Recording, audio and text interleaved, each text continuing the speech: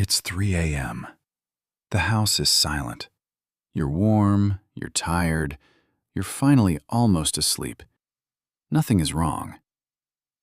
And then, out of nowhere, your brain reaches into a drawer you didn't know was still open and hands you a memory. That time you waved back at someone who wasn't waving at you. That thing you said in a group 4 years ago that nobody else even remembers. That text you shouldn't have sent. And your whole body flinches. You physically curl up. Maybe you whisper, "No," out loud to an empty room. The shame is as sharp and hot as the day it happened, even though it was a decade ago and it mattered to no one but you. So you lie there and ask the question everyone asks. Why is my brain doing this to me? Why now? Why won't it just let me forget? Here's what nobody has ever told you. Your brain is not attacking you. It's not broken, it's not cruel, and you are not the only one. What just happened to you has a name, and by the end of this video, you'll understand exactly why these memories come back, why they always come at night, and how to finally shut the drawer. Let's give it its name. That sudden, involuntary flood of old embarrassment is what we're going to call a cringe attack. Psychologists have a colder term for the raw mechanism, an involuntary autobiographical memory. A memory that surfaces completely on its own, without you ever asking for it. And the first thing that should change how you see yourself is this. You did not summon it. You can't choose to stop it any more than you can choose to stop a sneeze. By the time you're cringing, the memory has already been pulled from storage and pushed to the front of your mind by a system running far beneath your control. So this isn't a character flaw. It isn't you being weak or obsessive or stuck in the past. It's a specific piece of machinery doing a specific job. And once you see what that job is, the shame starts to lose its grip. Let me show you the 3 things happening in your head at 3 a.m. There are 3 things happening at 3 a.m. 3 switches, each doing its job. The first is the flag. Your brain does not store all memories equally.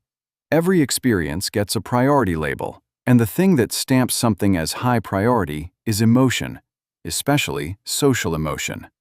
When you did that embarrassing thing, a small structure called the amygdala was watching, and it decided this moment matters. So it flagged it, tagged it, marked it as important enough to keep and to revisit. And here's the part that stings. To your brain, social embarrassment isn't a minor event. Researchers have found that the pain of social rejection lights up almost the same circuits as physical pain. Your brain literally files "I embarrassed myself" in the same drawer as "I got hurt." So, of course, it keeps the file. It thinks it's protecting you from an injury. The second is the night shift, and this is why it always happens in the dark. During the day, the front of your brain, the prefrontal cortex, acts like a manager. It keeps you focused, filters out intrusions, and quietly overrules the random memories trying to bubble up. But that manager runs on energy, and by late at night, when you're tired and lying still, it clocks out. At the same time, another network switches on, the one your brain uses when there's nothing to focus on. No tasks, no screen, no conversation. Just you, in the dark, with an idle mind. And an idle mind doesn't sit quietly. It starts wandering the archive. So the intrusions that got blocked all day finally walk right through the unguarded door. That's not your weakness at night.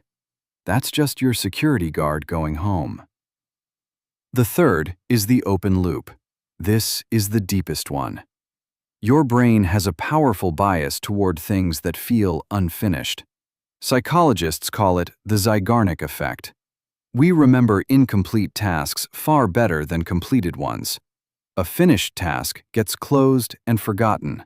An unresolved one stays active, humming in the background, demanding attention. And a cringe memory is the ultimate unresolved task. You never got to fix it. You never got to explain yourself, or take it back, or hear the other person say, "It's okay, I didn't even notice." It just happened, and then life moved on. But your brain never got the closure it wanted.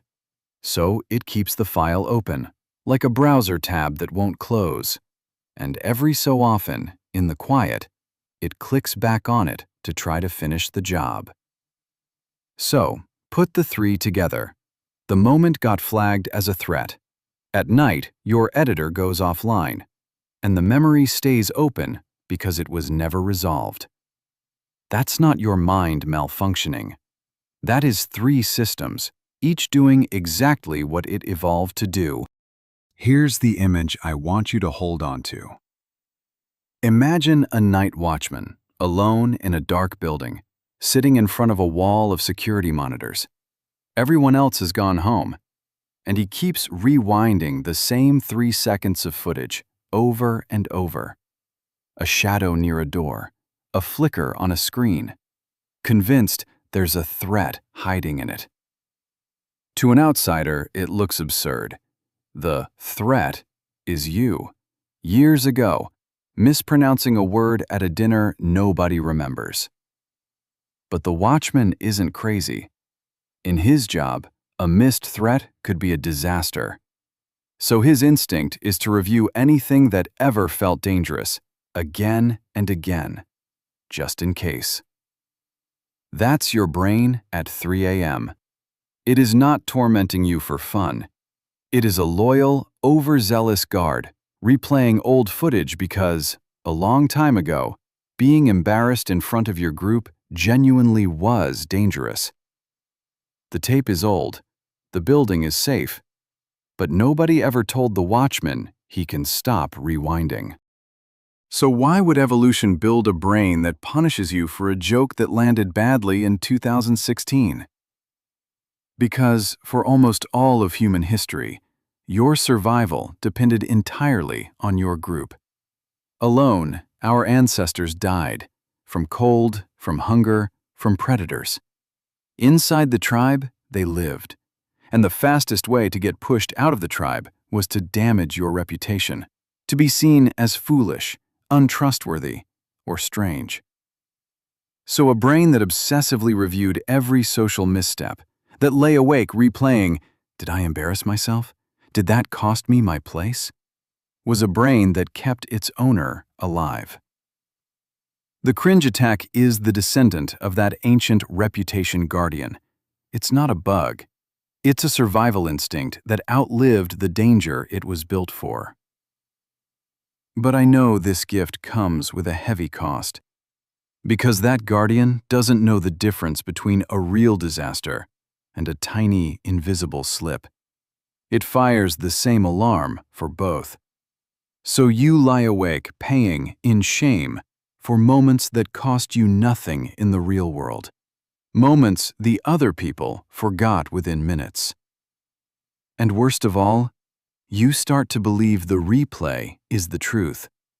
That you really are as foolish as that one memory. You're not. You're just a deeply social creature with an alarm that never learned to tell the size of a threat. So, what do you actually do when the drawer flies open at 3 a.m.? You can't win by fighting the memory. Pushing a thought away only tells your brain it's important and makes it come back harder. But you can work with the machinery. 3 tools. 1. Close the loop out loud. Remember, the memory stays open because it feels unfinished. So finish it, on purpose. When the cringe hits, don't wrestle it. Narrate an ending. Quietly, in your head. Yes, that was awkward. I've learned what I needed to. It's over, and I'm safe now. You're not lying to yourself, and you're not reliving it. You're giving the open tab the closure it was waiting for, so your brain can finally file it as done. 2.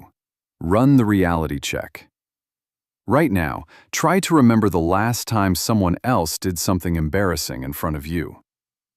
You probably can't, because you weren't watching them. You were starring in your own movie, just like they were in theirs. Psychologists call this the spotlight effect. We massively overestimate how much other people notice and remember our slips. The audience you're cringing for doesn't exist. They forgot before they got to the car. 3. Give the night shift something to watch. The replays run because your mind is idle in the dark. So don't leave it idle. When the loop starts, gently hand your brain a small, boring task to hold instead. Count your breaths down from 20. Name 5 things you can hear.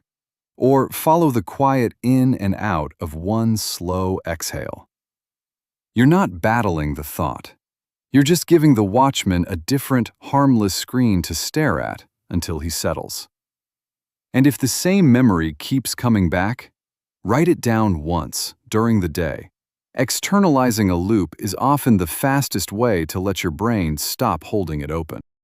So let me leave you with the truth that nobody gave you. The cringe attack isn't proof that you're foolish. It's proof that you care. Only a mind that deeply values other people, that wants to be good and kind and to belong, bothers to replay these moments at all. A person who felt nothing for others would sleep just fine.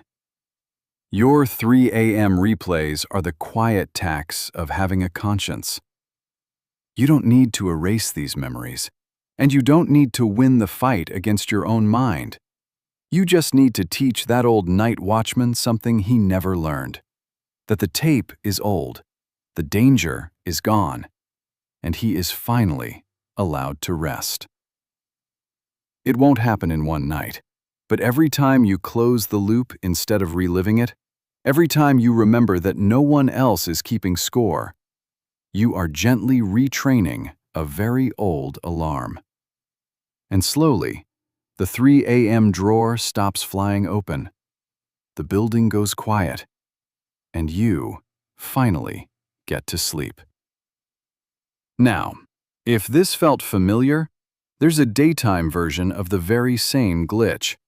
It's the reason a single piece of criticism can erase 100 compliments and echo in your head for a week. It runs on the same alarm we just talked about. I break it down in this video right here. I'll see you over there.